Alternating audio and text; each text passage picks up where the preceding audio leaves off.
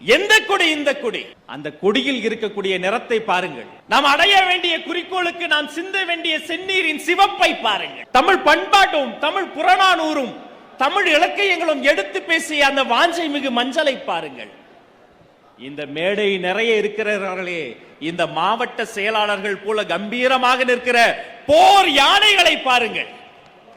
அந்த போர் யானைகளுக்கு நடுவே என்ன பூ? சாதாரண பூ கிடையாது. ஆளுங்கட்சி காதல வைக்கிறாங்களே அந்த பூ கிடையாது. சென்னையில மோடிக்கும் பயம் இல்ல, இடிக்கும் பயம் இல்லன்னு டெல்லியில போய் கைய பிடிச்சுக்கிட்டு தெய்வமே தெய்வமே